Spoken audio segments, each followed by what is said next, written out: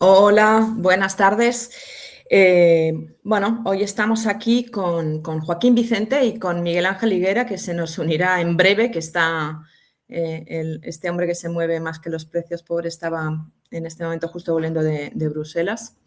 Entonces, os explico un poco cómo llegamos a la idea de este webinar de hoy. Nosotros intentamos tomarle un poco el pulso a qué cosas son importantes en este momento con la crisis de la PPA y qué podemos hacer para ayudar. Y el buen amigo y excelente técnico Jordi Valiellas me recomendó hablar de este tema, ¿vale? La fauna salvaje nos rodea y muchas veces tenemos quizás un concepto demasiado simplista de lo que tenemos que hacer para minimizar el riesgo. Y todos sabemos que en este momento es un riesgo muy importante. Entonces, por eso hoy hemos traído aquí a Joaquín Vicente. Joaquín es catedrático por la Universidad de Castilla y León. ¿Castilla y León? Castilla-La La Mancha. Mancha. Castilla-La Mancha, perdón. Yo soy nieta de manchegas, no. Castilla-La Mancha, y trabaja con el ILREC. Y él está haciendo muchos trabajos, ya lo vais a ver, dando seguimiento a lo que hacen los jabalíes y sobre todo a esta interfaz entre lo que sería la fauna salvaje y la producción. Entonces, nada, hemos pensado que en este momento es una pieza una pieza que necesitamos para complementar nuestros programas de bioseguridad. Luego se nos unirá Miguel Ángel Higuera para darnos esa actualización de cómo están las cosas respecto al brote de PPA. Sin más dilación, Joaquín. Muy bien, buenas tardes. No sé si buenos días a alguno que esté conectado desde las Américas.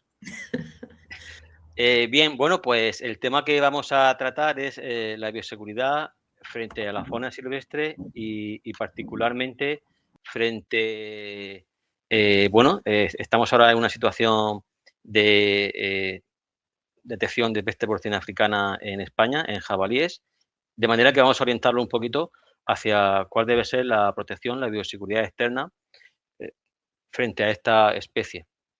Muy brevemente deciros que trabajo en el IREC, Instituto de Investigación en Recursos Cinegéticos, donde llevamos una línea de trabajo en investigación de enfermedades compartidas y cómo controlarlas, ¿no? Y sobre todo las enfermedades que afectan a los ungulados silvestres, a los jabalíes en concreto y que comparten con nuestra cabaña ganadera son esenciales.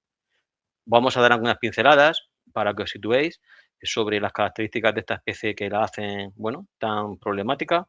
Y la parte, digamos, gruesa de esta presentación va a ser la bioseguridad externa específica de ganadería frente a la fauna y particularmente atendiendo a esta especie. Vamos a ir viendo a lo largo de la presentación cómo las principales recomendaciones que vamos a dar pues van cayendo, ¿no? Por su propio peso, pero al final las vamos a compilar todas. Bien, como dice un compañero nuestro, para protegerse, para luchar contra el enemigo, pues hay que conocerlo bien. Y en el caso del jabalí, pues es un ungulado silvestre que demográficamente se comporta como una especie, pues casi como un mamífero, ¿no? Casi como un roedor. Es muy productivo. Actualmente, pues la caza es su principal causa de mortalidad, pero sin embargo, ni la caza ni otro tipo de mortalidad, pues son capaces de controlar sus poblaciones a nivel europeo. Fijaos que en un momento dado podemos extraer 2/3 de su población y si esta es lo suficientemente productiva, todavía no va a ser suficiente como para impedir su crecimiento. Muchos de vosotros tendréis experiencia directa con la especie, puesto que tiene una ecología muy flexible, habita diferentes tipos de hábitats, incluyendo los ambientes ganaderos y agrícolas, además de otros donde, bueno, pues se relaciona con diferentes conflictos y, cómo no, siendo además la misma especie que el cerdo, pues es un reservorio de patógenos. Bueno, en España son datos recientes de un proyecto que coordinamos a nivel europeo para la Autoridad Europea de Seguridad Alimentaria. Estimamos que hay casi 2,5 millones de jabalíes. En este mapa que veis aquí se ve su distribución, que vemos que no es homogénea, principalmente se centra en las zonas más oscuras. Para quien no conozca bien el país, España, los que sois de fuera, pues en el noreste estaría toda la zona del Prepirineo, toda la costa mediterránea, todos los sistemas litorales montañosos, hacia el levante, hacia el sur, un corredor que prácticamente es de alta abundancia, llega hasta Murcia prácticamente. Y también vemos como en el suroeste de España, pues la zona de la dehesa, donde además predomina la caza mayor, el cerdo en extensivo, pues también aparecen densidades grandes. Pero está ampliamente difundido. Como hemos visto, sus poblaciones han venido creciendo y solamente en los países afectados por la peste porcina africana se ha podido ver un impacto sobre sus poblaciones. Aquí os muestro un ejemplo de los países bálticos, donde entra en 2014, tiene un impacto muy grande, supongo que todos conocéis muy bien la enfermedad, puede causar casi un 100% de mortalidad, pero lo llamativo es que en 7 o 8 años las poblaciones se están recuperando, a pesar del esfuerzo continuo para controlar la especie, a pesar del impacto del virus, y lo más problemático, y es el escenario que no queremos aquí, que todos tenemos que luchar contra él, es que el virus persiste en la población de jabalíes. Nosotros, para conocer mejor la especie, pues nos hemos ido a los hábitats agrícolas, ganaderos, con porcino intensivo, donde habita la especie. También, como vamos a ver después, en estas zonas es donde hemos estudiado cómo mejorar la bioseguridad.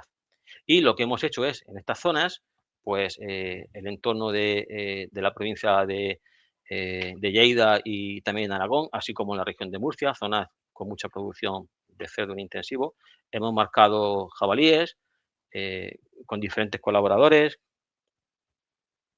y os voy a mostrar simplemente algunos ejemplos. No os voy a abrumar con diferentes cifras, sino que quiero que lo veáis, ¿no? Aquí, por ejemplo, vemos, pues en la zona del sureste, un jabalí capturado en el entorno de una explotación, que se caracteriza por tener un hábitat, bueno, relativamente apropiado para la especie en su entorno, y vemos cómo el animal, pues, se encama perfectamente en alguna zona de monte y durante la noche, pues, corretea, usa todos los recursos que tiene a su disposición, incluidos por zonas de cultivo, balsas de purines, etcétera, en esta ganadería que vemos aquí. Esto sería la evolución temporal a lo largo de varias semanas del mismo jabalí. Cada imagen de esta representa un periodo más o menos semanal. Y esto es un simple individuo que hemos marcado. En la población hay una cierta densidad de jabalíes y, bueno, pues todos con variaciones manifiestan este tipo de comportamiento. Es decir, que no es el único jabalí que usa este entorno ganadero. O, por ejemplo, aquí, yéndonos a la comarca del norte, la zona de Lleida, un hábitat también agrícola, vemos marcadas las granjas de porcino con esos iconos de cerdo, pues vemos en cada color diferentes jabalíes que hemos marcado y cómo perfectamente se mueven entre diferentes ganaderías, utilizan todo el hábitat ganadero, y por tanto hay una interacción directa con la ganadería, digamos que no directa con los cerdos, puesto que eso es muy complicado debido a que sí, tenemos bioseguridad y los animales no están en contacto directo con la fauna silvestre. Simplemente me gustaría hacer alguna mención a que no es la única fauna que nos puede preocupar. En general, los ungulados están aumentando sus densidades. Seguramente nos preocupan más respecto a otros sistemas ganaderos u otras especies, como los rumiantes. No nos podemos olvidar tampoco de la bioseguridad frente a las aves silvestres o periurbanas, y lo mismo frente a los roedores, los pequeños roedores también de tipo antropogénico, ¿no? Bueno, comentando un poquito el brote, no vamos a ir a muchos detalles, puesto que lo principal va a ser qué podemos hacer en bioseguridad. Pues este ocurre en un entorno donde tenemos elevadas densidades de jabalíes, pero también un entorno en la provincia de Barcelona, al norte de la zona de Collserola, donde pues hay una presión demográfica humana bastante grande y bueno, si hubiese que elegir un sitio, no está mal elegido, para la aparición de este primer brote, puesto que, bueno, hay una serie de infraestructuras alrededor que nos permiten muy bien contener esa población, sobre todo si la detección se ha producido de una forma más o menos temprana, antes de que los animales infectados hayan podido moverse y salir de allí. Se ha podido contener esa población, por lo que estamos viendo, con diferentes vallados aprovechando estas infraestructuras. Y la idea es que, al ser un virus tan mortal y queriendo evitar que los jabalíes dispersen el virus, es dejar que el virus surta efecto en esta población, no molestar, no perturbar esta población y hacer que realice movimientos que pudiesen dispersar la infección, como por ejemplo a través de una eliminación mediante caza. Y es una vez que está bien conocida y zonificada la infección, se determina bien la zona infectada, pues elegir el momento en el cual vamos a poder hacer operaciones de control poblacional, sobre todo en el segundo rango, que se establece a partir de los 6 kilómetros, y con metodologías de trampeo poco invasivas, ¿no? Donde no perturbemos bueno, la capacidad de movimiento de estos animales. Nosotros hace ya años habíamos diseñado o elaborado un mapa de riesgos asociado a la posible entrada a través de alimentos contaminados que pudiesen llegar principalmente por tráfico rodado, y vemos cómo la zona donde apareció este primer brote a la derecha, pues es una zona que tenemos identificada como de bastante riesgo. En todo caso, bueno, las causas últimas sabéis que están bajo investigación, ¿no? Fuera de estos perímetros de restricción de la peste porcina africana, donde no queremos molestar tanto a la población de jabalí, hasta que tengamos la situación bien conocida, pues sí que nos podemos plantear hacer un control poblacional de la especie, reducir sus densidades, incluso definir algunas zonas que se denominan como zonas de vacío, zonas blancas, con el menor número de jabalíes posible. Pero para poder abordar esto, no solamente en este caso, sino en cualquier brote, tenemos que conocer muy bien la distribución y abundancia de las poblaciones, saber dónde, entre comillas, nos sobran y cuántos, y poder destinar y organizar la logística del control de la especie de una forma que sea eficiente. Gracias a este proyecto europeo NetWild, que tenemos desde hace unos años que coordinamos, pues, tenemos mapas precisos sobre la abundancia de la especie y sobre el esfuerzo que estamos haciendo en controlar su población y el esfuerzo necesario para un objetivo teórico que nos podamos marcar. Importante implementar estas medidas, también la bioseguridad, como vamos a verlo ahora, en aquellas comarcas donde tenemos poblaciones cabaña ganadera porcina importantes. No toda la cabaña es igual, obviamente, tenemos diferentes sistemas de producción, y en estos mapas que vemos de España vemos el solapamiento espacial, las zonas más rojas es donde hay más solapamiento espacial, entre poblaciones de jabalí y concentración de granjas porcinas. Respectivamente tenemos a la izquierda granjas intensivas, granjas extensivas en el centro y pequeñas granjas de tamaño reducido de unas decenas de ejemplares, incluyendo también autoconsumo, en menor lugar establecimientos como santuarios animales, están marcados a la derecha. Vemos como las granjas intensivas pues, presentan un núcleo importantísimo, muy cerca de donde se ha producido este brote. Y bueno, quizás también destacaría, por llamar la atención de que la bioseguridad nos afecta a todos y a todo sistema de producción, que bueno, también hay un núcleo interesante de este tipo de explotaciones reducidas en la zona de Girona, Barcelona, lo podéis ver en el mapa de la derecha. Y bueno, un caso en una de estas granjas que puedan tener ciertos estándares de seguridad menos, digamos que menos desarrollados que otras ganaderías, pues un caso en una ganadería de estas pequeñitas tiene el mismo impacto para el sector, para el mercado del porcino, que en una ganadería grande, intensiva, de alta producción y con mucha bioseguridad. De manera que tenemos que estar atentos a todo tipo de situación. Bien, entrando de lleno en la bioseguridad, pues nosotros hace ya varios años nos planteábamos dónde estaban los puntos débiles en cuanto a lo que es la bioseguridad externa, pensando principalmente en la fauna silvestre, pensando en el caso del jabalí de peste porcina africana, que ya la veíamos ahí acechar desde Europa, y cómo podíamos evidenciar estos déficits y solventarlos. Siempre complementando a lo que se hace en bioseguridad actualmente, ¿no? Bajo la actual normativa, es decir, como un complemento. Esto que es de lo que os voy a hablar ahora, pues en breve, en cuestión posiblemente de días, va a estar disponible y esperemos que a través de la página web del Ministerio o en cualquier otro repositorio. Bien, la bioseguridad externa, que es a la que nos vamos a referir, pues se refiere a esas medidas que impiden la entrada, también la salida, pero principalmente la entrada de enfermedades en la ganadería. Si pensamos en una peste porcina africana, pues aquí en esta imagen vemos, he remarcado en color amarillo, pues algunos de los aspectos a los cuales tenemos que prestar más atención, ¿no?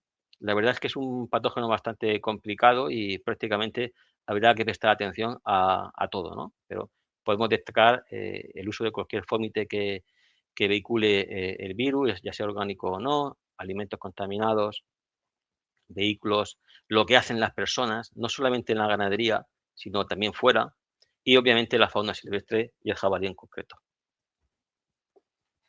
Bien, la aplicación de este protocolo estandarizado, es decir, que podemos transferir, explicar a cualquier persona con cierta formación para que lo pueda aplicar, pues da lugar a un plan específico de bioseguridad externa de ganadería.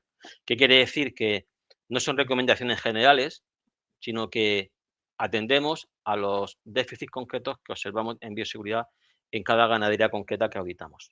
Entonces, lo que nosotros queremos es transferir el protocolo, ¿no? Para que sea una herramienta que todos puedan usar. Y es una metodología, una aproximación que aplicamos en diferentes sistemas. Por ejemplo, nosotros empezamos con ganadería extensiva, tuberculosis, en el suroeste de España. Pero esta aproximación es similar, en el sentido de que necesitamos tener información previa antes de ir a la ganadería que queremos visitar. Esto nos va a facilitar, a hacer más eficiente la visita que hagamos de campo. Y posteriormente, en la visita de campo, aplicamos este cuestionario estandarizado, que obviamente es un documento vivo que siempre se puede mejorar. Cualquiera lo podrá coger y seguramente lo puede mejorar. Hacer una visita y diagnóstico in situ de todo lo que vemos, de todo lo que hemos apuntado en el cuestionario, tanto en el interior de la ganadería, en el exterior, en la transición, en los vestuarios, etcétera.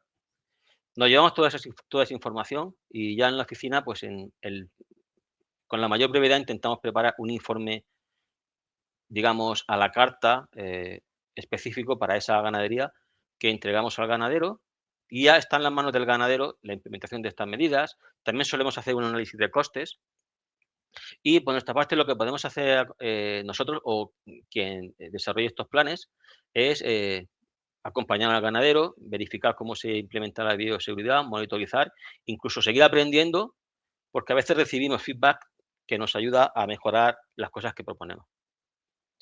Bien, nosotros consideramos todos estos factores que ahora vamos a ir viendo en diferentes ejemplos en este auditoría de bioseguridad, los vallados, el control de acceso y personas y sus actividades, el control del acceso de vehículos, almacenaje, recogida de cadáveres, gestión de purines, entrada y salida de animales, origen del alimento, el agua, cómo se almacena, su accesibilidad, todo esto. Aquí tenemos un compañero, a Mario, que está realizando una auditoría de seguridad con el ganadero. Hay que sentarse con él tranquilamente, que deje de hacer o que nos guarde un tiempo para nosotros. Llevamos un mapa donde anotamos todas las características que tenemos que incluir. Esto luego nosotros lo elaboramos, como veis aquí en bonito, y lo entregamos en el informe, ¿no? Pero allí trabajamos sobre un mapa impreso.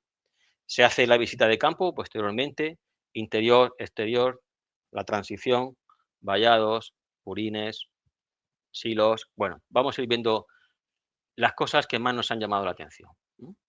Decir que, bueno, el diagnóstico general es que en España pues tenemos un sector muy profesional y unos estándares de bioseguridad elevados. Pero hay que destacar que, bueno, hay ciertos déficits que hemos visto en estas ganaderías que hemos evaluado, en estas zonas que os he comentado antes, y que, bueno, hay que hacer por mejorar.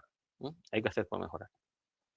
Bien, grandes cifras es que habitualmente, considerando las ganaderías visitadas, suelen entrar en entornos ganaderos, en entornos que además son cotos, muchos de ellos, como veis aquí, de caza mayor, donde también hay recursos atractivos para la fauna silvestre, como el jabalí, como son zonas de bosque, de matorral, puntos de agua en el exterior, no me refiero al agua que administramos al ganado, y también algunos tipos de cultivos, que algunas veces son residuales, no tienen un aprovechamiento, pero están ahí y atraen a la fauna, ¿no? Por ejemplo, en el sur de España, zonas de almendro u otras zonas de frutales, etcétera.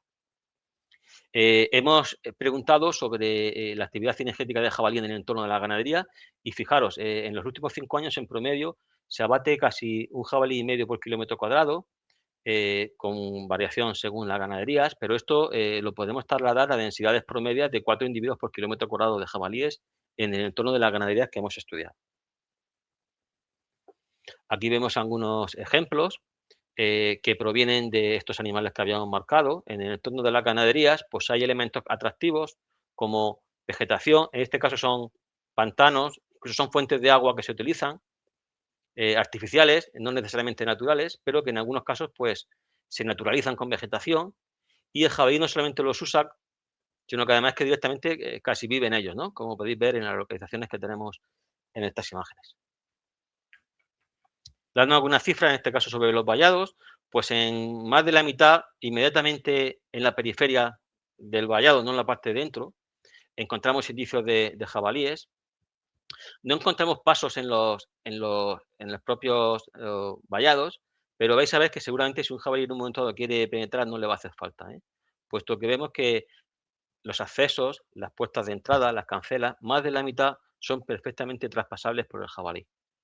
De manera que tenemos que prestar atención a eso. Pues el 85% de los casos estos accesos están cerrados cuando hemos ido a la ganadería o están habitualmente. Pero el problema es qué pasa con ese 15% que nos encontramos o no están cerrados habitualmente, ¿no? Esa es la cuestión que tenemos que mejorar. En más de la mitad de los casos, los gestores, los dueños, pues tienen avistamientos directos de jabalí en el entorno. Fijaos aquí, un elemento que en principio es de bioseguridad, este rodaluvio a la entrada de una ganadería, fuera del perímetro que vemos al fondo, alrededor de los silos y de la nave, pues realmente es un punto de atracción para el jabalí. En una zona como es el sur de España, pues se refrescan ahí, fijaos todas las zonas de ozaduras, y de hecho nos recomendaron capturar jabalíes junto a este rodaluvio para ponerles el collar, como veis ahí, y poder monitorizarlo. Hemos de tener en cuenta que ninguna ganadería, como luego comentaré, permite que pase este perímetro, y eso está muy bien, los vehículos de recogida de cadáveres, pero un 60% de ganaderías sí que permiten a otro tipo de vehículos la entrada. Y un 15% de ellas no tenían un sistema de desinfección a la entrada, digamos, eficaz. En otros casos sí, también con sistemas de lavado bastante bien instalados.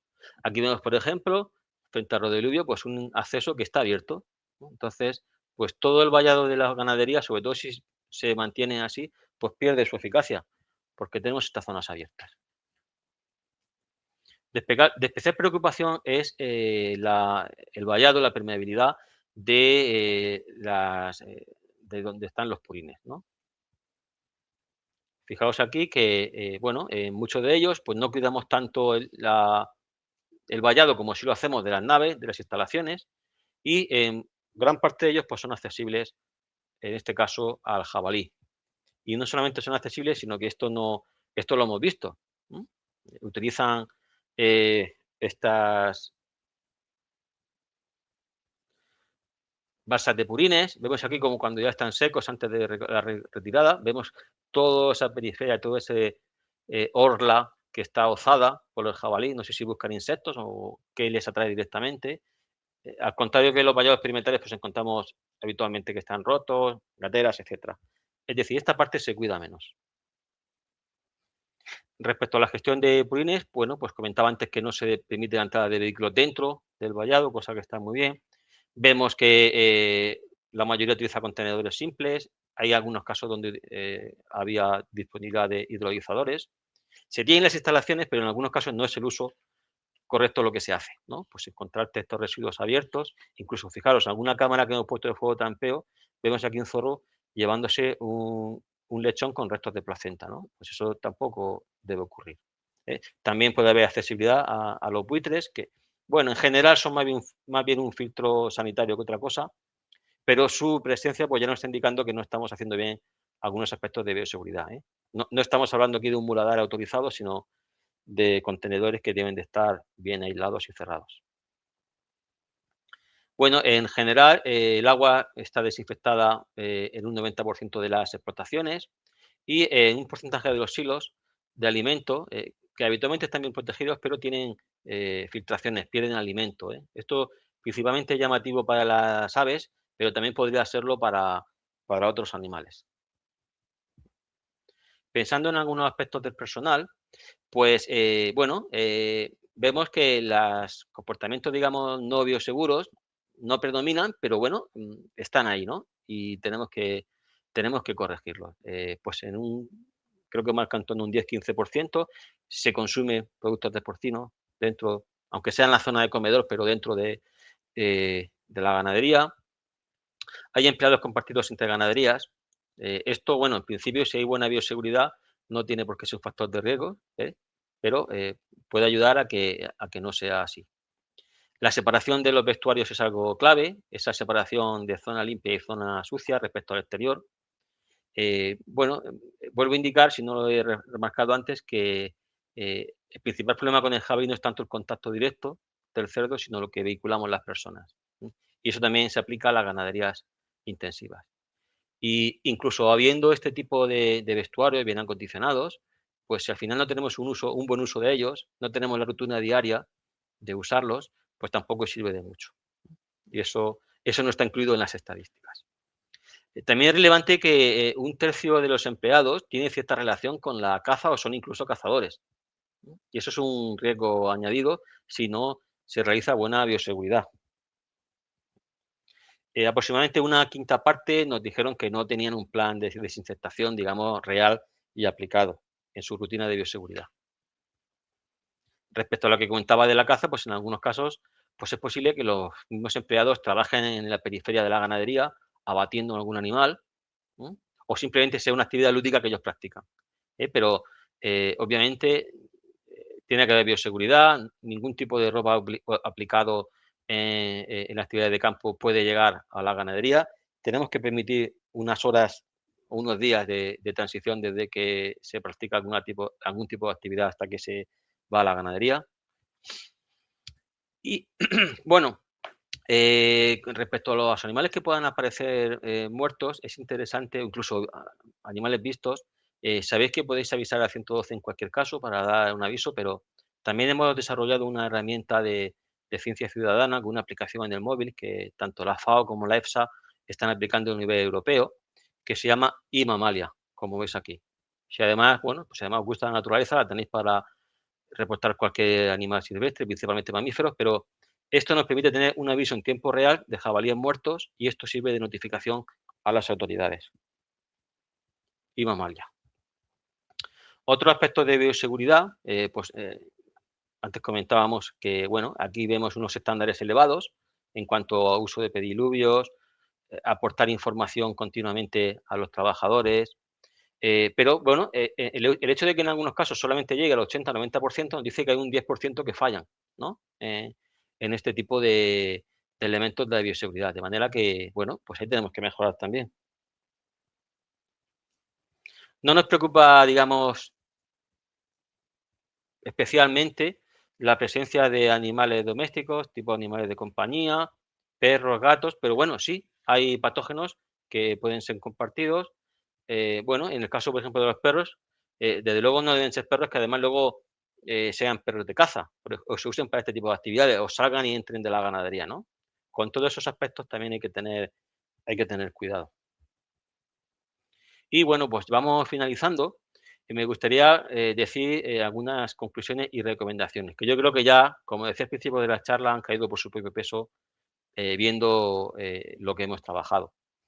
En primer lugar, eso, que tenemos buena seguridad en nuestro sector intensivo, pero hay deficiencias que subsanar. Hemos visto que el estado de cerramiento, por ejemplo, y sobre todo su uso, y algunos aspectos relacionados con el personal, que es quien puede vehicular enfermedades como la peste porcina africana en el sector intensivo, pues han de cuidarse mucho. Ya hemos visto que tenemos un protocolo para complementar lo que ya hacemos en bioseguridad, un protocolo que tiene en cuenta la fauna silvestre y muy en especial el jabalí, de manera que, bueno, no tenemos excusa.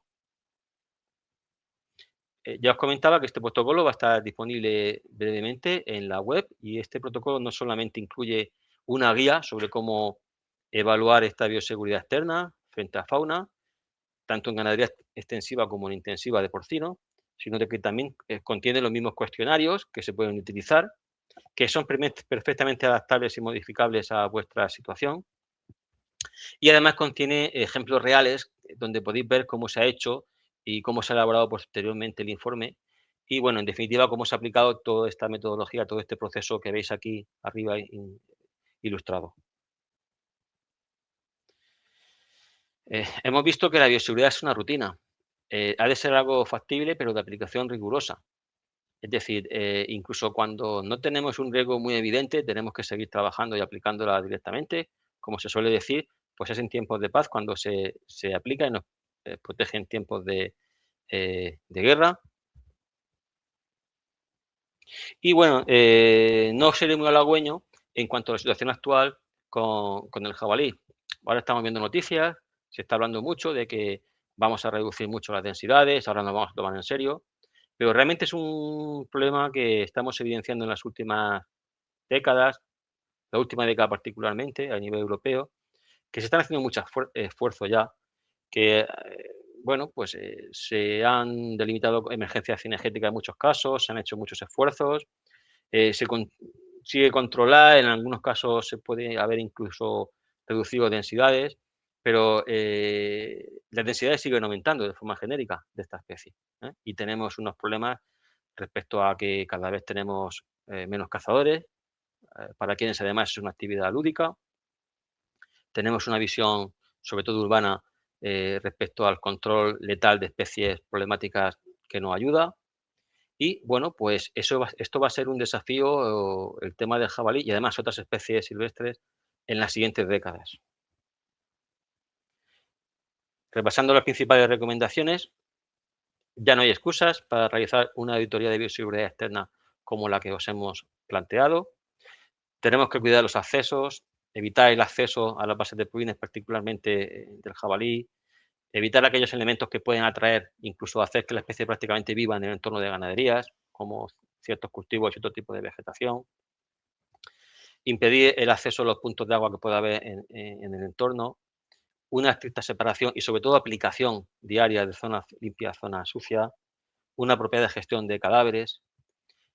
Insisto mucho en la bioseguridad del personal, que va a ser prácticamente el principal medio de entrada de una peste porcina africana en una ganadería intensiva, evitando el consumo de productos porcinos, guardando ese tiempo entre actividades cinegéticas y acceso a la granja, cuando algún trabajador tenga ese tipo de relación. Cuidado con los ropajes, bioseguridad en el campo, en la caza. Facilitar el control de jabalíes en el entorno de las explotaciones. Si no lo estamos haciendo nosotros directamente, pues tener esa relación con la administración, con los cazadores, que nos permita que de una forma, digamos, eficaz se puedan controlar estas poblaciones en el entorno y atender a estas zonas de riesgo que antes comentaba que habitualmente se encuentran en el entorno de las ganaderías. Finalmente, agradecer, bueno, a todas aquellas instituciones, colaboradores, el mismo sector porcino, diferentes agentes que, bueno, han participado, han contribuido y nos han ayudado a desarrollar todos estos estudios y herramientas que os he ido comentando. Por lo demás, nada más, aquí acaba mi presentación. Muchas gracias. Muchas gracias, Joaquín. La verdad que un montón de información. Miguel Ángel, llegaste.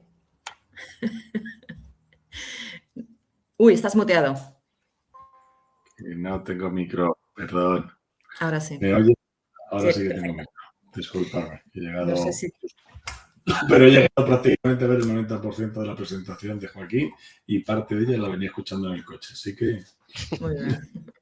Bueno, nosotros repetimos ahora mismo, yo creo que cada uno tiene que hacer lo que le toca y para el sector esto es bioseguridad, bioseguridad y bioseguridad. Yo creo que estaremos todos de acuerdo que una cosa es que el problema esté localizado en los jabalíes y otra cosa muy distinta sería si llegara a saltar a los cerdos domésticos.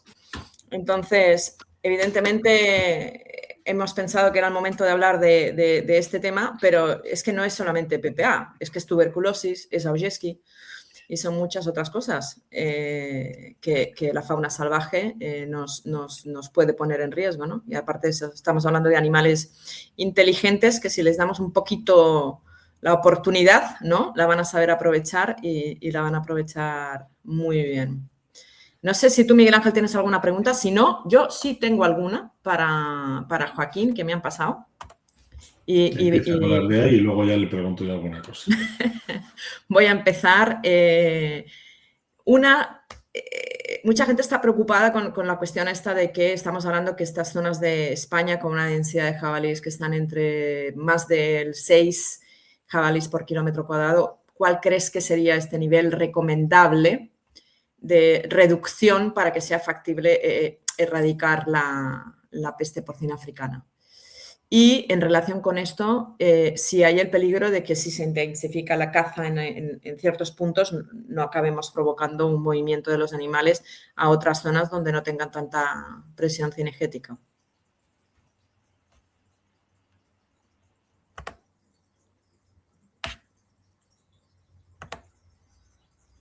Ahora, sí, decía que respecto a los niveles recomendados, aquí tenemos que ser realistas y no engañar a nadie. Es decir, el virus está circulando en densidades de menos de un jabalí en algunas zonas de Europa y aquí no vamos a conseguir eso. Va a ser muy, muy complicado, salvo muy localmente. De manera que la aproximación tiene que ser desde muchos aspectos. Es decir, hoy hemos hablado de bioseguridad, estamos hablando del control de las poblaciones de jabalí, pero no todo el control de las poblaciones es un impacto directo sobre la población, caza otro tipo de control. También es reducir fuentes de alimentación, de refugio que habitualmente le damos, ya sea en los campos de cultivo, ya sea también en zonas incluso periurbanas, ¿no? Y todo esto nos va a ayudar a reducir riesgos, ¿no? Eso es así. De manera que, bueno, nivel recomendable, pues todo lo que se pueda, pero yo creo que tenemos que elaborar una estrategia que considere de forma realista que vamos a ser capaces de hacer, además pensando en años, ¿no? Porque esto tiene que ser una actividad sostenible. Una población de jabalí se te recupera en un año si no mantienes el esfuerzo. De manera que, bueno, esa sería mi respuesta y creo que, como he comentado antes, que tenemos información sobre cómo estamos cazando en diferentes zonas de España, cómo lejos estamos de ciertos niveles teóricos que ya nos permitirán que la densidad bajase. Y a todo eso se le pueden poner números, se le pueden poner costes y tenemos que ir pensando quién y cómo va a hacer esto. Y bueno, me preguntaba luego sobre la intensidad de caza y el movimiento de animales, ¿no? Creo que hay que distinguir entre la gestión de un brote, donde, y eso lo sabemos, por cómo se ha hecho en Europa, ahí no tenemos que perturbar para nada a los animales, y lo que es vaciar grandes zonas. Vaciar grandes zonas donde, bueno, el esfuerzo de caza normalmente va a producir cambios en los patrones de movimiento de los animales relativamente locales en el espacio y también breves en el tiempo. No esperaos que porque los compañeros de Aragón estén matando y pagando muchos jabalíes, todos se nos van a venir a Cataluña o ese tipo de cosas. Eso va a ser algo local, ¿no? Como va a ocurrir. Entonces, a largo plazo compensa pues esas perturbaciones que tú puedas causar, además en situación que no tienes peste, compensa porque vas a lograr reducir esas densidades. Una cosa, yo creo que a todos nos ha sorprendido, sobre todo especialmente el primero, segundo caso y luego más adelante, cuando miras en detalle el mapa, vemos que hay animales que han aparecido positivos, muertos, en zonas, o sea, básicamente en mitad del campus de la universidad. ¿Eso es un comportamiento normal de un jabalí que se encuentra enfermo? Irse a morir delante de la Facultad de Matemáticas. Es algo que yo creo que a todos los que miramos en detalle el mapa nos sorprendió. Sí, pero yo creo que hoy en día, con lo que ya sabemos de los jabalíes y de su adaptación a los hábitats urbanos, ya no es algo que nos sorprenda que estos animales anden por allí, y no solamente eso, sino que además se alimentan y además son animales que se mueven relativamente muy poco. Es decir, para este brote es muy bueno que los tenemos allí concentraditos, ¿eh? No estamos hablando de animales, te iba a decir que son animales mansos, no es esa la definición, pero son animales que tienen un comportamiento espacial, bueno, pues tienen disponibilidad de alimentos, refugio, ya no tienen miedo a las personas. Eso es bueno. Por esto digo que a mí no me sorprende. No, yo pensaba que la cuestión esta de decir un animal que al final es, bueno, salvaje, aunque se hayan domesticado mucho, ¿no? Que si se encuentra mal, que tienda a esconderse más, pero hay alguno que realmente particularmente sorprende. en esta zona, si además no ha habido que no tengo información, pues un control de la especie, una persecución. Seguro que armas no, por el entorno que es allí no se ha cazado, seguro. No creo. Pues miedo no van a tener. Y bueno, me consta que a la gente le da de comer prácticamente en la boca, ¿no? O lo solía hacer en el campo. Sí, bastante. también nos comentan que según los datos que dio ayer el presidentilla, dijo que este fin de semana se habían matado del orden de 2.500 animales. Eso plantearía que si seguimos así, en 6 meses bajaríamos de estos 120.000 jabalíes que se calcula que tenemos a la mitad. Sí. No. Bueno, ya comentaba antes que para mí no es tanto una cuestión de que hagamos estos 6 meses, que está bien hacerlo, sino de que esto seamos capaces de mantenerlo y que sea sostenible en el tiempo. Y aquí esto va a requerir pues hacer muchas cuentas y la participación de muchos. En estas auditorías que has hecho a las granjas, o sea, a mí, por ejemplo, viendo en detalle alguno de los esquemas de las granjas, me ha sorprendido cuestiones como, por ejemplo, reflejar las fugas de los coolers y poner ahí al lado la baña de los jabalíes. Entonces, ¿cuál de estas cosas al propietario de la granja le resultó como más novedoso de no imaginarse que tener a estas criaturas tan metidas dentro de su instalación? Yo creo que en general lo que más le llamó la atención era cómo estos recursos atractivos para el jabalí, que ellos piensan que allí no, simplemente porque el jabalí va a huir el contacto con la actividad humana, pues que no iban a atraer a los jabalíes. Pues eso, te decía, por ejemplo, en el sur de España los almendros, que muchas veces ni son residuales o frutales. Es decir, hemos visto también el ejemplo de algunas zonas de pequeños pantanos que además se naturalizan con vegetación, no se mantienen limpios y ahí tenemos un ecosistema completo. Pues eso le llamaba bastante la atención, ¿no? Sobre todo en algunas ganaderías que estaban en entornos muy agrícolas y con poco terreno forestal, ¿no? Quizás en ganaderías que están más en zona con cierto hábitat forestal, bueno, están más familiarizados y es más esperable. Pero eso le llamaba bastante la atención. Miguel Ángel, ¿tienes alguna pregunta? Sí. Sí. Mira, primero una curiosidad, que a lo mejor tú sí lo sabes, por el tema del comportamiento de estos bichos adaptados a todo la vida y por haber. Ese parque es un parque en el que normalmente, parque bosque, en el que normalmente hay una población de humanos dando vueltas por ahí muy interesante, que ahora no está. Ya han aparecido, ¿vale? Ya han aparecido otros que están buscando y llevándose cadáveres de otros jabalíes. ¿El jabalí siente que ha cambiado el forma de seres humanos que están ahí al lado? Es decir, ¿puede darse cuenta de que ahí hay algo raro? Es decir, ¿puede haber algo que les dé la sensación de que mejor me voy por patas, que esto no es el entorno al que yo estoy acostumbrado? Es un animal muy inteligente. O sea, yo estoy seguro que esos cambios, esas percepciones ellos la tienen. Otra cosa es que ellos lo identifican como una amenaza. Por ejemplo, en lugares donde se caza, un cazador que prepara una espera, a veces se la prepara durante semanas y sabe que cualquier alteración que haga de dónde va a esperar a ese animal, quiere cazarlo, va a suponer que el animal se le vaya, porque el animal sabe que se está jugando la vida, ¿no? Quizá en este entorno urbano, donde prácticamente están acostumbrados casi a cualquier cosa, no les haya afectado tanto. Yo creo que son animales bastante fieles a su zona de campeo. Espero que no se vayan, porque obviamente nuestra primera preocupación es así de claro, vamos a ser sinceros, nuestra primera preocupación es confinar la enfermedad y para confinar la enfermedad hay que confinar los animales y que no se nos escapen. El animal, tú lo has dicho en tu presentación, es muy listo y depende de qué vallado, pues para él no es un vallado, es simplemente un pequeño desafío que está dispuesto a superar, con lo cual claro que nos da miedo. Y la otra cosa que también sugiere y pregunta mucho la gente es sobre el número de animales encontrados, muchos de ellos, gracias a Dios, negativos, pero sí que se están encontrando, a ver, lo que nos dicen las autoridades es que se están encontrando y buscando de todo, ¿eh? Hay a lo mejor restos que podríamos datarlos en un año, ¿vale? Pero sí se están encontrando muchos restos de jabalí. Lo primero que dice la gente, yo cuando voy al bosque o incluso cuando he ido ahí, no me topo con un trozo o un resto de jabalí.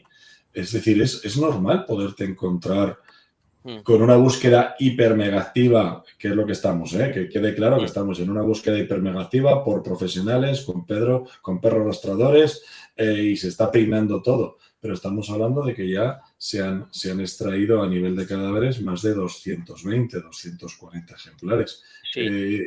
Si eso es normal, y la siguiente pregunta, ¿qué población podemos esperar que haya en ese parque forestal? Bueno, respecto a los cadáveres, si no tengo mal entendido, esos 200 y pico es en el rango de 20 kilómetros. Eso llevado a kilómetros cuadrados, hectáreas, es muchísimo. Un bicho que está en 6-10 animales por kilómetro cuadrado y con la mortalidad que tiene también de forma natural, es normal que encuentres cadáveres si lo buscas. ¿Qué mortalidad sería la natural? Eso es otra pregunta que pregunta mucho la gente. ¿Cuál es la mortalidad de estos bichos en condiciones normales? Es muy variable. Haciendo una media de grupos de edad, decime, porque también varía según la edad, aproximadamente la mortalidad está por encima del 50% incluso, y un 50% normalmente, porque se cazan casi todos los sitios, es debido a la caza. Es decir, un jabalí promedio normalmente tiene un 50% de no vivir al siguiente año, para que te hagas una idea. Entonces, ¿Y si es una zona donde no se caza, cómo podría ser este bosque o este parque forestal? Algo inferior, pues podemos estar en un 40% en promedio. 30% va a depender de la clase de edad. De manera que, por eso... Salta, ¿eh? La gente pensaba que tenía menos mortalidad anual, o sea, que salta, ¿eh? Muy bien. Con esa tasa de reclutamiento de nuevos animales que se incorpora a la población, es muy alta porque también mueren muchos. Antes decíamos que tiene esa dinámica poblacional de un roedor casi. Mucha mortalidad y mucha productividad. De manera que no es raro que aparezcan estos cadáveres. Seguramente la gran mayoría no son tan frescos, me imagino, ¿eh? Sí.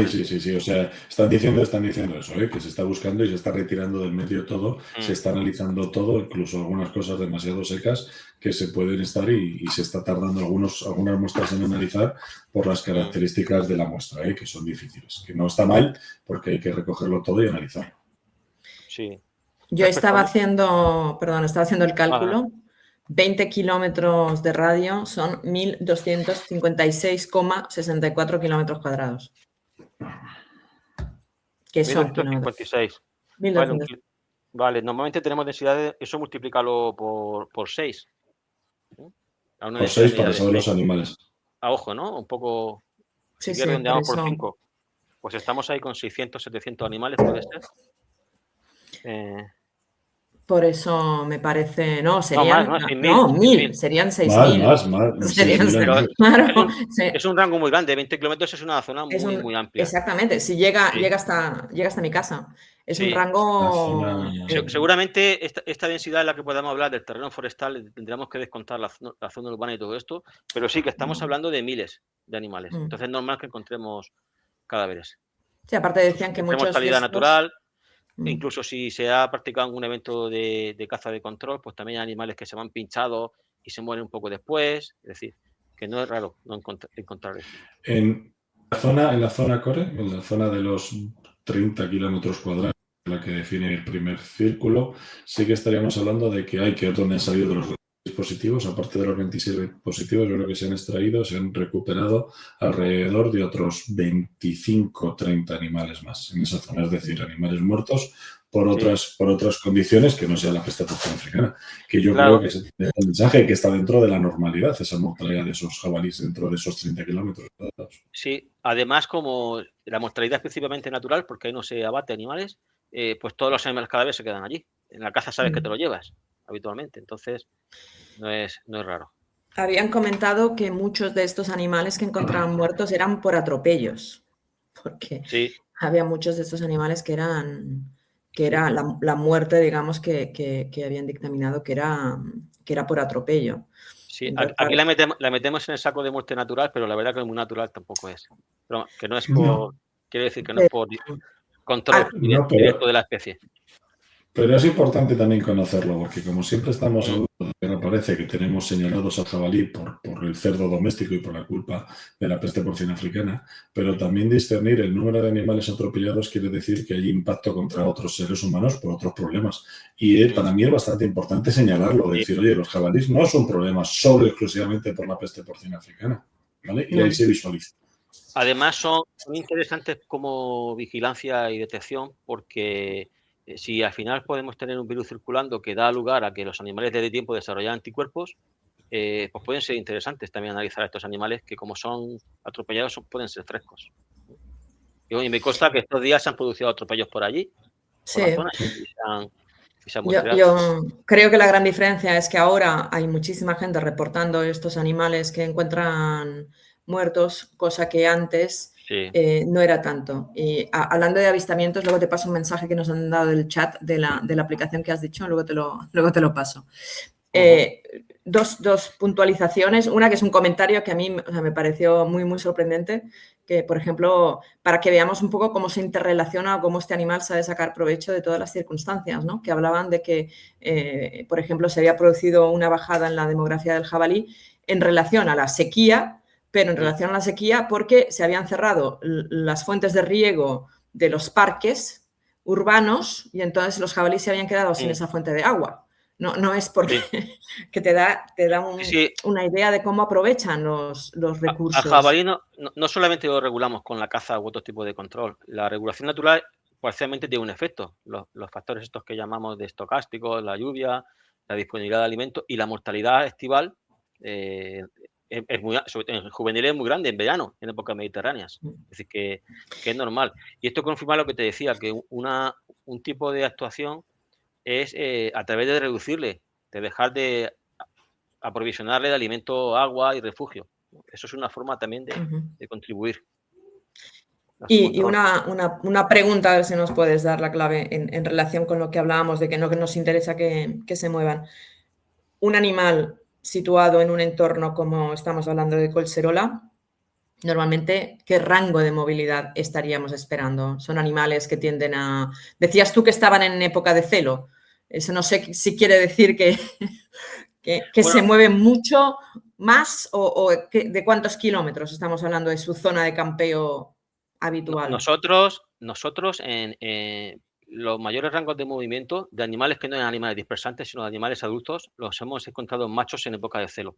Dicho esto, normalmente son animales bastante residentes, es decir, son sedentarios y no realizan movimientos grandes, kilométricos. Aunque hay casos en los cuales se detectan, pero es la excepción. Animales que se mueven grandes distancias. En animales no te estoy hablando de ambientes urbanos. De hecho, hay un trabajo específico allí en Collserola, aunque ahora mismo no tengo los datos en la mente, pero estamos hablando de animales que se mueven unos pocos centenares de hectáreas hasta 1.000 hectáreas, algo así. Collserola, para que te hagas una idea, la zona de monte de Collserola creo que es en torno a 8 o 9.000 hectáreas. Daría lugar para grupos para unas cuantas áreas de estudio de campeo de los animales. Seguramente en ambientes urbanos, si tienen mucha disponibilidad de alimento, sus movimientos se ven más reducidos. Y lo que sí que hemos visto respecto a la probabilidad de movimiento, digamos, no esperado de un animal que abandone su área de campeo de repente y se vaya, lo que hemos visto es que donde más ocurre esto y tendríamos que tener definir estas zonas core con más generosidad es particularmente en ambientes agrícolas, donde además hay mucha ganadería y muy homogéneos, donde ellos encuentran mucho hábitat fragmentado, bosque, refugio, no necesitan moverse mucho, pero en hábitats muy homogéneos, ahí sí que de repente te pueden hacer movimientos en un breve tiempo que desarman esas áreas de restricción que pensamos que tenemos marcadas a 6 a 20 kilómetros. Igual te tendrías que ir a 8 kilómetros o cosas así para tener más seguridad en estas zonas. Bueno. Pero no, el área que se ha marcado allí, además también así nos lo imponían desde China, es que esos 6 kilómetros, bueno, en principio es una distancia muy apropiada. Bueno, pues no sé si Miguel Ángel tiene algo más que decir, si no, ya sabemos los pasos, protegernos bien, revisar los vallados, no ofrecerles mesa y comida tan alegremente, tener bien limpios las bases de los hilos, revisar todos los puntos de agua que estén en nuestras y sobre todo intervenciones. Personal, y mucha bioseguridad de rutina, es decir, que no estamos hablando de grandes medidas y de acciones muy costosas, sino de que esté integrada en las actividades rutinarias del personal y hacérselo ver así, transmitírselo así desde los encargados. Siempre digo que la bioseguridad es una manera de entender la producción, es una religión y que te hace que toda tu manera de producir, toda tu manera de entender cómo se mueven los trabajadores, cómo se mueven los equipos, cómo se mueven los camiones, se supedita a la bioseguridad. Y eso es algo que lo tenemos que tener metido a fuego. Pues si no hay ninguna pregunta más, pasamos a Miguel Ángel. No sé, Miguel Ángel, ¿o quieres dar algún otro mensaje, Joaquín? Nada, a vuestra disposición y como os decía, el protocolo está disponible ya para complementar lo que ya hacéis en bioseguridad. O sea, esto no reemplaza a lo que ya se hace y en breve va a estar disponible. De todas formas, si me queréis contactar para cualquier cosa, aquí estoy. Perfecto, gracias. Gracias por tu disponibilidad por este atraco. Miguel Ángel, que vienes de Bruselas, calentito. Estás muteado, se mutea. ¿Estás muteado? Sí. Ahora también. ¿No eres tú? Hola, Paola, te han dejado sin voz. Hola. ¿No? Estás muteado. Ahora sí. Vale, Perfecto. Ahora paso al micrófono, perdonadme. Las aplicaciones que no me querían dejar hablar. No me querían dejar hablar a mí, por Dios. Nada, dar las gracias a Joaquín y la verdad que teniendo expertos en todo el tema de la fauna silvestre es muy importante, sobre todo para esta parte que para nosotros nos afecta mucho. Yo simplemente dar las últimas actualizaciones que tenemos dentro de lo que es el brote de la peste porcina africana y lo que estamos en el último momento. Ya lo saben todo el mundo porque estamos intentando mantener toda la información y también agradecer obviamente a 333 porque puntualmente cualquier novedad ya la estáis subiendo, con lo cual yo creo que todo el mundo está atento del minuto y resultado gracias a vosotros. Tenemos ya 26 animales positivos dentro de la zona, que sigue estando totalmente perimetrada, esa zona más o menos que son unos 30 kilómetros cuadrados, que es la zona que llamamos la zona core. Ahora ya lo que tenemos, por así decirlo, son casi lo que se llaman dos focos con diferentes tipos de animales, pero están situados todavía dentro de la misma zona, con lo cual tenemos tanto dos focos primarios como dos focos secundarios. Además, dentro de todo lo que es la zona que vamos a llamar la zona regionalizada, ya se han analizado pues más de 175 animales muertos, encontrados muertos, con lo que pues tenemos esos 26 positivos de todos los que se están analizando. Ya se ha pasado a la siguiente fase, que es una extracción activa de los animales, ¿vale? Entiéndase, obviamente, lo que ya quiere decir eso, que es bastante importante porque lo que necesitamos es intentar despoblar toda la zona esa lo antes posible. Partes curiosas que nos están sorprendiendo, pues precisamente la bajo nivel de propagación de la enfermedad comparado con otros brotes que se han encontrado en otros países de la Unión Europea, cuando han empezado y cuando han entrado con jabalís. Nos estábamos esperando un aspecto bastante más exponencial a la hora de encontrar animales muertos.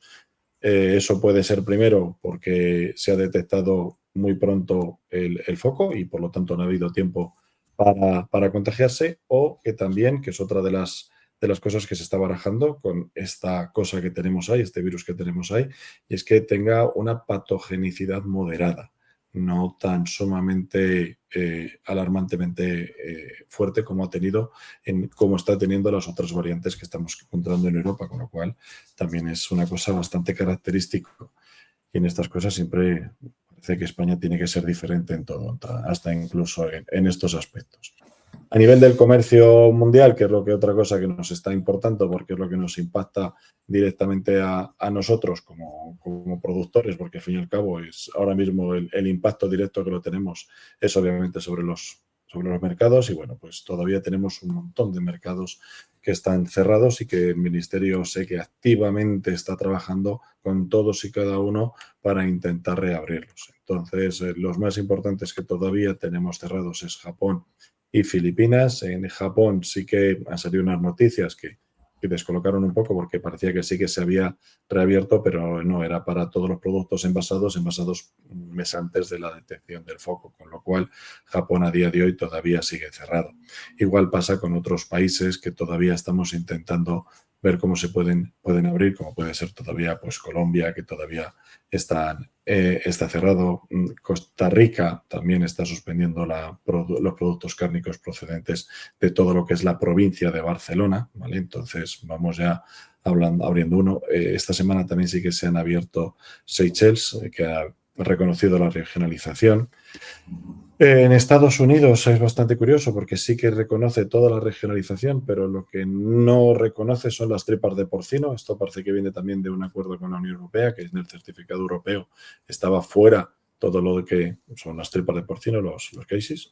Entonces, en Estados Unidos sí que tenemos acceso para productos, pero no para tripería. Más países que tenemos así interesantes. Chile ha reabierto también parcialmente las exportaciones. Se están también hablando en República Dominicana, sobre todo para ver qué regionalización se puede aplicar. En principio, República Dominicana también está aceptando la regionalización, excepto de la provincia de Barcelona. Con lo cual, como veis, cada día va habiendo novedades sobre cómo se está recuperando los mercados. A día de hoy, los últimos cálculos que tengo hechos de ayer, de las 5 millones de toneladas que producimos en España de carne de cerdo, en riesgo a nivel de volumen, es decir, voy a llamar en riesgo aquella parte de la producción que estábamos colocando en estos países que actualmente no tenemos mercado. Estamos hablando de alrededor de unas 530.000 toneladas, es decir, un 10% de nuestra producción es la que hay que actualmente recolocar.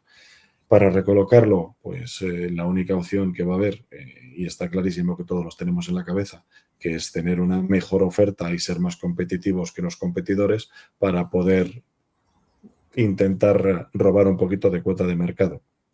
¿Eso que se ve afectado? Pues se ve afectado directamente el bolsillo de los ganaderos y de las industrias cárnicas, aunque en este caso quien lo está afectando ya directamente porque se está trasladando casi el 100% del impacto es hacia el ganadero, con estas tres bajadas que hemos tenido tan fuertes en la lonja de referencia de Mercolleda. Hoy ya ha repetido el precio, con lo cual es una muy buena señal de ver a ver si conseguimos estabilizar la situación a nivel de producción de cerdo y a nivel de sacrificios, pero está claro que esta bajada de 26 céntimos y con un Mercolleda de 1,04 pues está causando bastante preocupación a todo el mundo. Con los últimos datos que tenemos de SIP, más o menos a nivel de costes medios de producción, estamos hablando de 1,34, con lo cual es bastante fácil de echar las cuentas actualmente de cuánto le está costando al ganadero la peste porcina africana diariamente, semanalmente, y esperemos que sea durante un corto espacio de tiempo. Y por último, la última cosa que estamos muy preocupados y las que estamos trabajando más es obviamente pues para trabajar con todos los ganaderos que están dentro de la zona de los 20 kilómetros. Como ya veis, es una zona especial porque no puede ser exportado a los países que tengan un certificado en el cual se especifique y acepten la regionalización, pero todo ese producto cárnico de la zona de los 20 kilómetros puede ser comercializado sin ningún problema en España e incluso, eso también es bastante importante que nos lo aclararon ayer de parte del Ministerio, puede ser exportado a aquellos países que solicitan un certificado genérico de exportación. Si tenemos un certificado genérico de exportación, como podrían ser algunos países de África, en esta parte de estas granjas de la zona de del radio de los 20 kilómetros, esa carne también podría ir a esos destinos. Con lo cual estamos, como veis, trabajando en todos los aspectos. La parte de mayor aceptación de la regionalización, mejor posicionamiento en el mercado, dar respuesta a ese radio de los 20 kilómetros y obviamente pues eso no lo estamos trabajando directamente, pero dar todo nuestro apoyo y seguimiento a lo que se está haciendo dentro de la zona core, porque para nosotros es el único y primero y grande de los objetivos, que es acabar con el virus lo antes posible. Cuanto antes acabemos con el virus, y es decir, todos los animales susceptibles de contener el virus, pues obviamente antes llegaremos a ese momento en el que pondremos el contador a cero de los famosos 12 meses en los cuales necesitamos para volver otra vez a ser negativos. Entonces, han pasado 3 semanas y parece que ha pasado un mundo, ¿eh? O sea, cuando lo dices que esto ha sido hace 3 semanas, parece que ha habido un antes y un después. Entonces, bueno, seguimos con ello y seguiremos informando a todos del minuto resultado de lo que va pasando y nuevamente, pues obviamente contando con 333 como una buena herramienta de difusión. Nosotros intentamos ayudar en lo que sea y es eso. La idea es dar información contrastada y relevante. Pensamos que ahora mismo cada uno tiene que dedicarse a donde mejor puede emplear su conocimiento y su área de actuación, menos tú, Miguel Ángel, que tú eres transversal. Tú eres un hombre orquesta. Una pregunta. Hombre de muchos oficios. Una pregunta te quería hacer respecto a estas granjas que están en los 20 kilómetros. Claro, tenemos dos tipologías de granjas, las que tienen reproductoras y las granjas de engorde. En las granjas de engorde se van a volver a llenar. En las granjas de reproductoras, ¿están cubriendo todavía? A ver, no hay nada que lo impida, porque estas granjas, hay que reconocerlo, que son granjas negativas que no tienen peste porcina africana y es que hay que hacerlo y decirlo 1000 veces para que todo el mundo lo tenga claro. No tenemos peste en cerdo doméstico. ¿Qué es lo que tenemos? Unas limitaciones comerciales simplemente desde el punto de vista geográfico por el sitio donde están estas granjas. El problema está que estas limitaciones geográficas limitan mucho las posibilidades de comercialización de estos animales, ¿vale? Entonces, estos animales se les está trabajando precisamente para buscar una alternativa de comercialización. Desafortunadamente, estas dificultades de comercialización no van a terminar mañana ni pasado mañana. Esta regionalización de los focos hasta que se detecte que estamos libres va a continuar. Con lo cual, aunque estas granjas, y digo lo de aunque porque es importante, pueden seguir operando perfectamente, creo que los ganaderos y los operadores tienen que tener un poquito en cuenta cuál es el plazo temporal que podemos tener de estas granjas a la hora, y hay que reconocerlo, de las dificultades que vamos a poder encontrar a la hora de posicionar estos productos en el mercado. Entonces, somos conscientes, y el otro día en una jornada también me lo preguntaron, y somos conscientes de lo que ha pasado en todos los países que se han hecho positivos de peste porcina africana. Y es que, desafortunadamente, los ganaderos de la zona, que es la zona conflictiva, pues terminan disociando el precio con los ganaderos de la zona negativa. Entonces, eso estamos intentando también, a nivel del conjunto del sector, hacer un apoyo, porque no es lógico ni es prudente que simplemente por un tema geográfico pues haya unos ganaderos que estén sufriendo más que otros, porque no han hecho nada malo. Es que a mí quiero que me quede claro que es eso. O sea, que te haya tocado la bomba al lado no quiere decir que tú hayas hecho nada y lo están sufriendo mucho más que los demás. O sea, si los demás ahora mismo estamos en una situación complicada, quiero que también el resto de España se ponga en la piel de aquel ganadero que está dentro de la zona regionalizada, que sin hacer nada diferente, intentando trabajar todos los días, pues se encuentra con una situación difícil, porque sus cerdos no los admiten todos los mercados que les admiten los demás. Así que para mí es crítico, sobre todo porque es uno de los aspectos que a nivel de Amprogapor sí que es crítico, es dar respuesta y dar una viabilidad a esas granjas que están dentro de la zona conflictiva. Y luego una pregunta que ya es una curiosidad con este efecto, no sé si mariposa o tsunami. España, este año, yo creo que nos estamos plantando en 6 millones de animales importados, entre lechones, animales para sacrificio. O sea, esto puede provocar a nivel europeo un efecto, ¿no? ¿Cuál sería tu previsión? Debe provocar un efecto, o sea, debe que provocar un efecto. Primero, porque obviamente ahora mismo y la situación que nosotros tenemos a nivel de a corto o medio plazo, pensando en comprar lechones, pues te lo tienes que pensar muy mucho qué precio vas a comprar lechones, vamos a poner el nombre, lechones holandeses, que son mayoritariamente los que vengan, pero vamos, de cualquier otro país. Tienes que pensar muy mucho el precio que tú vas a pagar por ellos, porque tienes que calcular cuál puede ser el precio de lonja que podamos tener dentro de 4 meses. Y ahora mismo es muy difícil de hacer esas previsiones.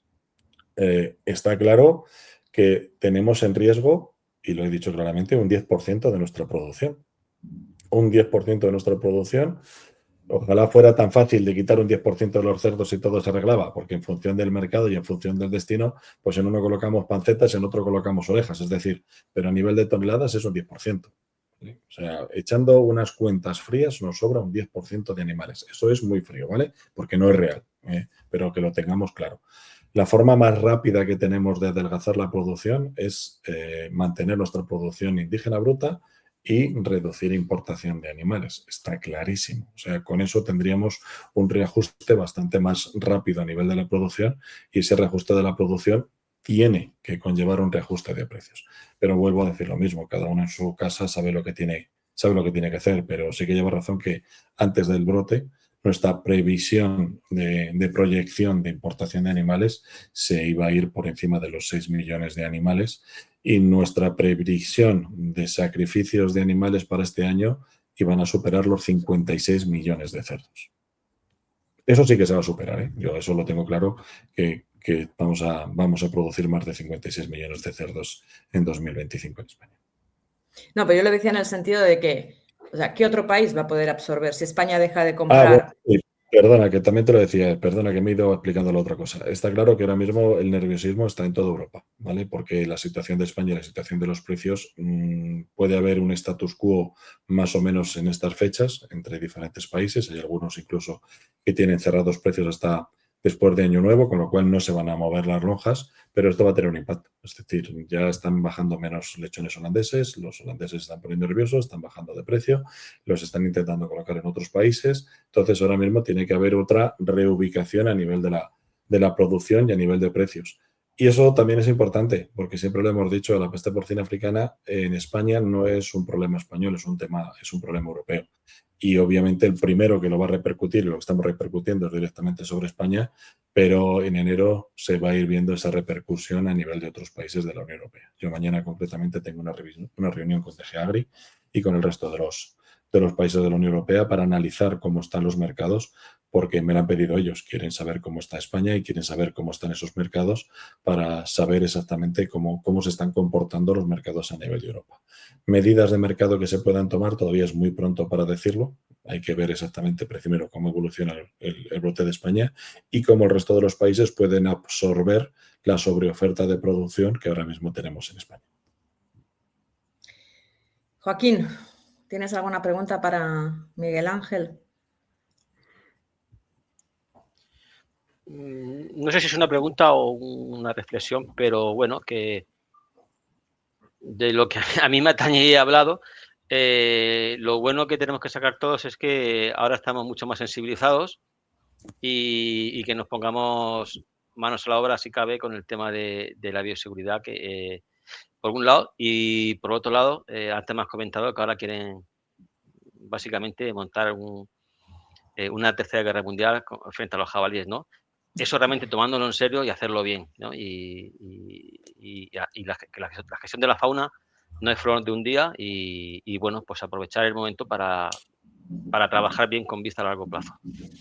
Yo sobre todo te copio lo que dices, Joaquín, porque para mí también es bastante importante. Es decir, la gestión de la fauna silvestre es una cosa que es un deber que tiene este país con la gestión de todas las especies de fauna silvestre.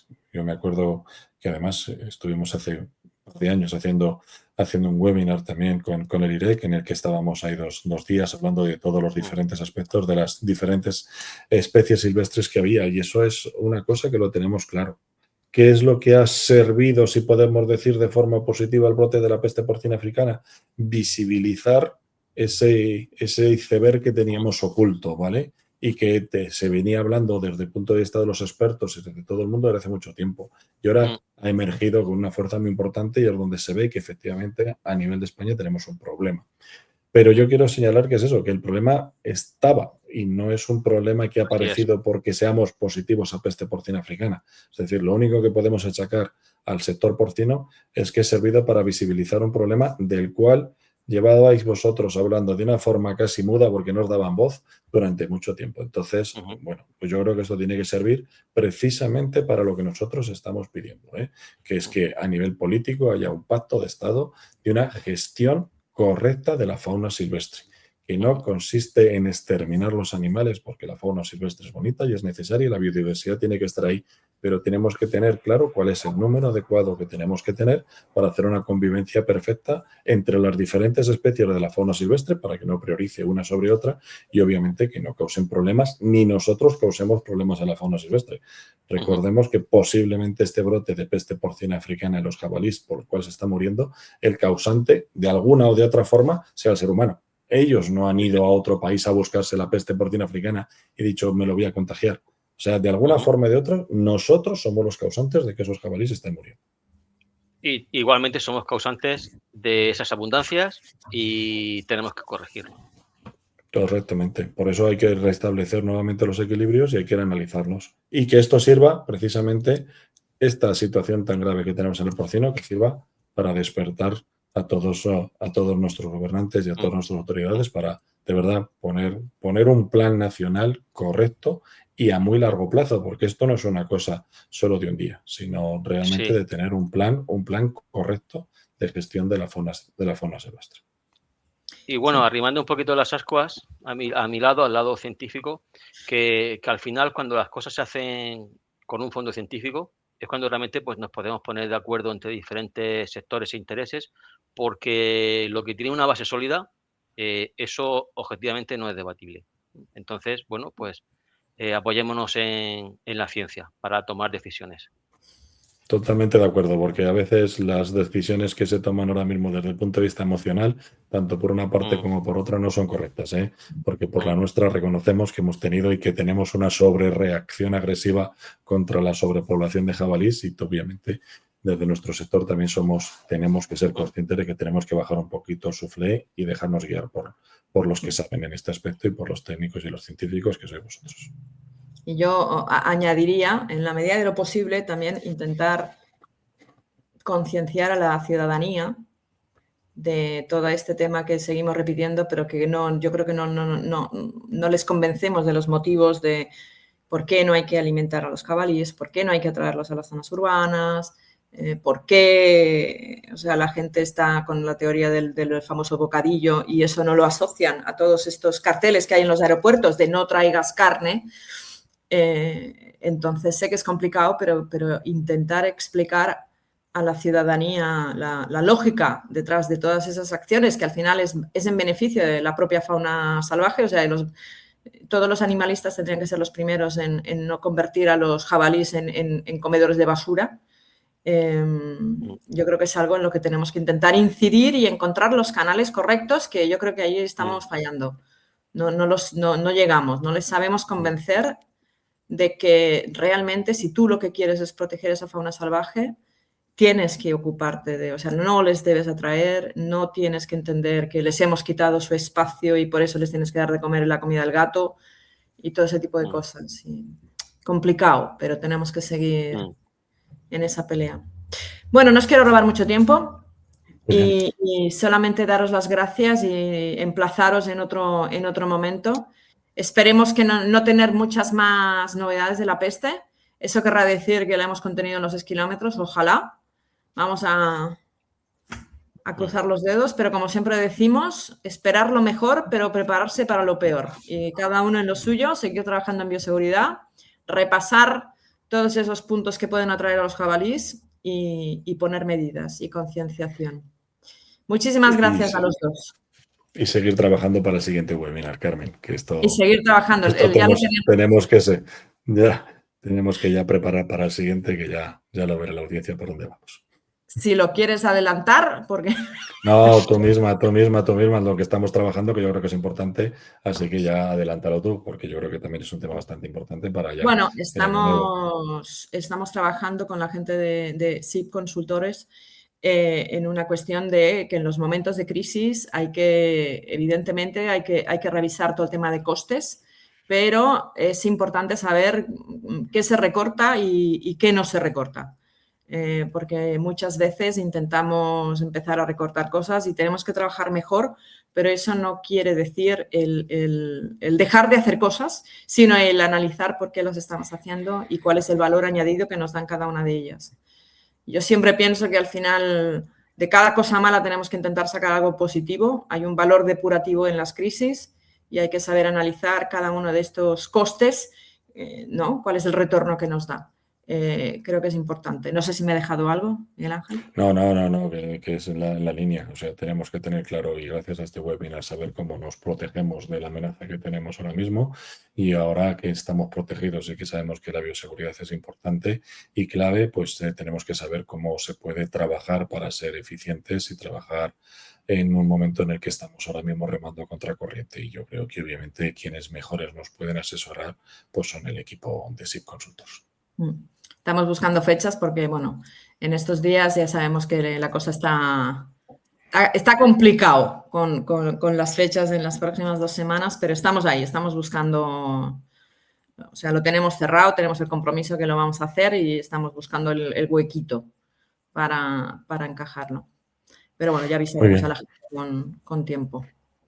Pues nada, muchas gracias a los dos y como siempre esto quedará colgado en la plataforma de 333 y nada, nos vemos en el siguiente. Un saludo. Un saludo. Que vaya muy bien. Hasta luego. Chao, chao, chao.